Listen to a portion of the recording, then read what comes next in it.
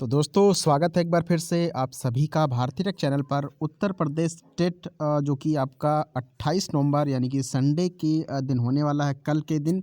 और इसी संबंध में इस वीडियो में कुछ महत्वपूर्ण टिप्स बातें बताई जाएंगी। और जो लोग पहली बार यानी कि अपेयरिंग में पेपर दे रहे हैं उनके लिए क्या ख़ास है, क्या क्या चीज़ें उनको लेकर जाना है एग्ज़ाम में, और पेपर में क्या लेकर जाएंगे, ठीक है, जब आपका एग्ज़ाम होगा तो उसमें क्या लेकर जाना है, एग्जामिनेशन से रिलेटेड टिप्स, सारी बातें आपको यहाँ पर देखने को मिलने वाली हैं। और फ्रेंड्स एग्ज़ाम से रिलेटेड कुछ महत्वपूर्ण टिप्स भी आपको बताया जाएगा कि क्वेश्चंस को सॉल्व करते समय आप क्वेश्चन को कैसे सॉल्व करेंगे और कौन कौन सी बातों का ध्यान रखेंगे जो आपके फ़ायदे में भी हो सकता है। और फ्रेंड्स एक और टिप्स, जैसे कि अगर आपको किसी भी प्रश्न का आंसर नहीं आता है तब आप कौन सा ऑप्शन वहाँ पर सेलेक्ट करेंगे, इन सभी के बारे में आपको यहाँ पर कंप्लीट जानकारी देने वाला हूँ।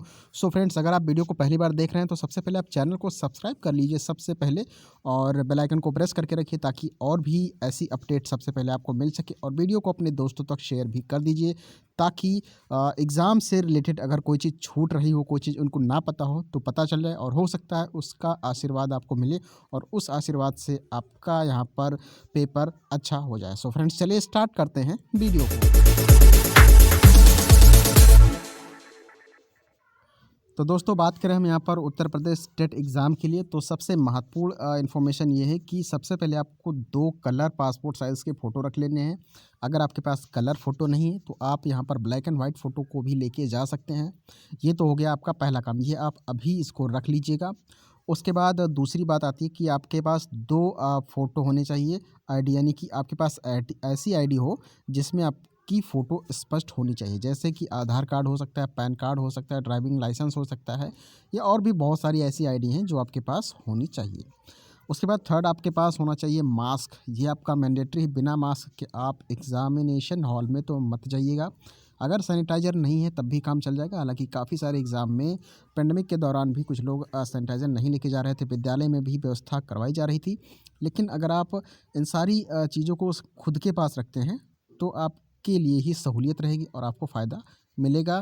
तो ये आपके पास होना चाहिए। अब सबसे महत्वपूर्ण बात आती है मार्कशीट के बारे में, ठीक है, ये आपका काफ़ी ज़्यादा इम्पोर्टेंट है और मैंडेटरी है। जैसे कि जो लोग अपेयरिंग में हैं, ठीक है, जो स्टूडेंट अपेयरिंग में हैं तो उनको क्या करना है, जो अपेयरिंग में है उनके पास या तो सेकंड सेमेस्टर की मार्कशीट होगी या फिर थर्ड सेमेस्टर की मार्कशीट होगी।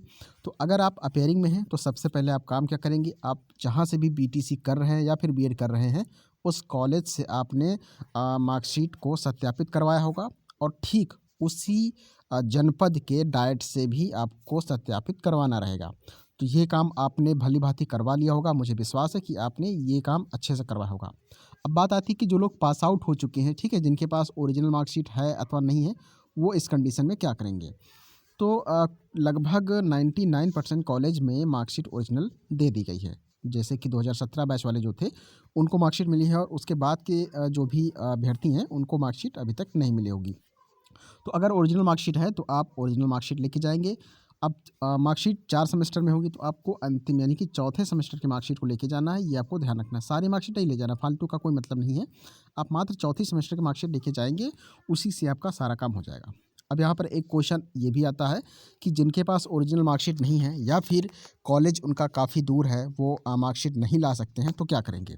तो उनके लिए एक और सुझाव है कि 2019 का जब टेट का एग्ज़ाम हुआ था तो 2017 के लगभग सारे स्टूडेंट उस एग्ज़ाम में बैठे थे, और तब भी उन्होंने मार्कशीट को सत्यापित करवाया था, यानी कि जो इंटरनेट की मार्कशीट थी उसको सत्यापित करवाया था उन्होंने।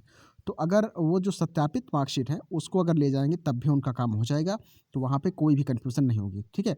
तो कंडीशन क्या है, या तो आपके पास ओरिजिनल मार्कशीट हो या फिर आप इंटरनेट की जो सत्यापित मार्कशीट है उसको लेकर जाएंगे। ये आपके लिए काफ़ी ज़्यादा मैंडेटरी है। नेक्स्ट आता है कि 2 पेन आप लेकर जाएँगे, वो भी ब्लैक, ठीक है, ब्लैक बॉल पॉइंट पेन। ये आपके लिए मैंडेटरी है क्योंकि ओएमआर शीट पे जब भी आप भरते हैं तो ब्लैक जो कलर है वो काफ़ी बढ़िया उसको स्कैनिंग होता है, और वो काफ़ी ज़्यादा कन्फ्यूज़न नहीं क्रिएट होता है। तो आप ब्लैक पेन इस्तेमाल करेंगे क्योंकि ओएमआर जो मशीन होती है जिससे आपका जो मार्कशीट है काफ़ी चेक होती है, वो उसमें काफ़ी ज़्यादा सहूलियत रहता है। आप अपनी सहूलियत के लिए चाहें तो पेंसिल रख सकते हैं, और साथ में आप रबर को भी लेके जा सकते हैं, जैसे कि पेपर में टिक लगाना हुआ, ठीक है, तो ये सारी चीज़ें आप साथ में लेके जा सकते हैं। उसके साथ आपके पास एडमिट कार्ड होना चाहिए। एडमिट कार्ड वो भी मैंडेटरी है और इसे आप तत्काल डाउनलोड कर लीजिए। कम से कम 2 फ़ोटोकॉपी आप रखेंगे, ठीक है? तो 2 आप इसको रख लीजिएगा। और एक काम करिए, जैसे कि बाय द वे अगर रास्ते में या कहीं भी या भूल से भी मार्कशीट घर पे छूट जाता है या कहीं से भी कोई दिक्कत आती है और मान लीजिए कि आपका मोबाइल फ़ोन भी बाय द वे घर पे ही है, ठीक है? या फिर आप किसी फ्रेंड्स के रूम पर रुके हैं तो वहीं पर छूट गया या फिर आपने रख दिया है। तो अब क्या करेंगे, अकेले आप पेपर देने आए हैं, तो मार्कशीट अगर बाय द वे खो जाती है तो उस कंडीशन में आप क्या करें? तो वहाँ पर सबसे अच्छा सुझाव है कि आपका मोबाइल नंबर जिस भी फ्रेंड्स का याद है, अगर नहीं भी याद है तो जिस फ्रेंड्स के रूम पर रुके हैं या घर पे रुके हैं, तो उसका नंबर आप याद कर लीजिए और उसके व्हाट्सएप पे, ठीक है? या अपने एक आध रिश्तेदारों के व्हाट्सएप पर, ठीक है? अपने भाई-बहन जो भी हैं, उनको व्हाट्सएप कर दीजिए या फिर उनके पास एक मार्कशीट सेंड कर दीजिए। पीडीएफ फॉर्म में। इससे फ़ायदा क्या होता है कि जैसे बाय द वे आपकी मार्कशीट खो गई तो जहाँ भी आप पेपर देंगे उसके आस-पास कहीं भी कोई भी फ़ोटो स्टेट करने वाला या फिर कंप्यूटर की दुकान ज़रूर ही होगी, सीएससी वगैरह होगा ही होगा। तो वहाँ से आप व्हाट्सएप नंबर से मंगवा के उसको दोबारा से निकलवा सकते हैं। तो ये काम आप ज़रूर कर लीजिएगा एडमिट कार्ड से रिलेटेड। अब फ्रेंड्स हम बात कर लेते हैं कि आप जब एग्ज़ामिनेशन हॉल में जाएँगे तो क्वेश्चंस को जब सॉल्व कैसे करना है और अगर आपको क्वेश्चंस नहीं आते हैं तो उस कंडीशन में आपको करना क्या होता है, चलिए उस पर भी थोड़ी-सी बात कर लेते हैं। तो अगर मान लेते हैं कि आप एग्ज़ामिनेशन हॉल में गए हैं, क्वेश्चंस को सॉल्व करना है, तो कैसे क्या करना है वो मैं आपको बता दे रहा हूँ। सबसे पहले आपको ध्यान रखना है कि जो एजुकेशन पॉलिसी है हमारे यहाँ की, यानी कि इंडियन एजुकेशन पॉलिसी जो चल रही है अभी तक, उसमें आपको स्टूडेंट, ठीक है, जो भी छात्र है, उस छात्र को कभी भी आपको गलत नहीं साबित करना है, ठीक है? जैसे कि सीटेट में होता है वही यहाँ पर भी आपको ध्यान रखना है। हालाँकि यहाँ पर आपको काफ़ी ज़्यादा स्टैटिक्स से रिलेटेड चीज़ें मिलती हैं, लेकिन फिर भी कुछ प्रश्न आपको साइकोलॉजी या फिर हिंदी शिक्षण में आपको ऐसे मिल जाएँगे जहाँ पर आपको स्टूडेंट को वरीयता देनी पड़ेगी। साथ में अभी आपके पास टाइम है तो आप साइकोलॉजी में स्पेशल कुछ किताबें हैं उनको आप याद कर लेंगे। जैसे रॉस की किताब हो गई, वुडवर्थ हो गए, ठीक है? हल हो गए, गुथरी हो गई, ब्रूनर हो गए, ठीक है? पियाजे हो गए। इनकी किताबों के नाम डायरेक्टली पूछ लिए जाते हैं और इनके सिद्धांतों को भी आप याद कर लेंगे, रट्टा मार लेंगे, ठीक है? ये आपको काम कर लेना है। संस्कृत में बात करें तो सबसे मैंडेटरी है माहेश्वर सूत्र, आपको याद कर लेना है। कहीं न कहीं माहेश्वर सूत्र अगर आपको याद है तो मैं अपने दावे के साथ कहता हूँ कि आपके कम से कम यहाँ पर 3 से 4 क्वेश्चन आपके एकदम करेक्ट यहाँ पर हो जाएँगी, ये आपको ध्यान रखना है।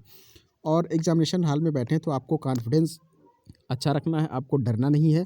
जो भी फर्स्ट टाइम पेपर दे रहे हैं, कॉन्फिडेंस आपका लेवल हाई रखना है। पानी की बोतल आप साथ में लेके जाइए, बीच-बीच में पानी पीते रहिए ताकि आपका जो मूड है, आपका जो माइंड है वो आपका शार्प रहे, ठीक है? ये काम आप ज़रूर करेंगे।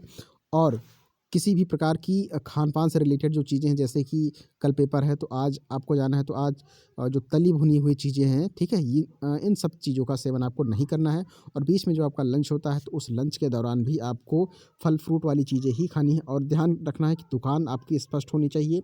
जहाँ पर साफ-सफाई का विशेष ध्यान दिया गया हो, उसी प्रकार की दुकान पर आपको जाना है और वहीं पर जो भी खाने-पीने की चीज़ें हैं, वो आप करेंगे। और एक्स्ट्रा जो भी मैं फिर से कहता हूँ कि आप तली भुनी हुई चीज़ों को मत खाइएगा, कहीं आपका पेट गड़बड़ हो गया तो फिर समझिए कि पेपर भी गड़बड़ हो गया।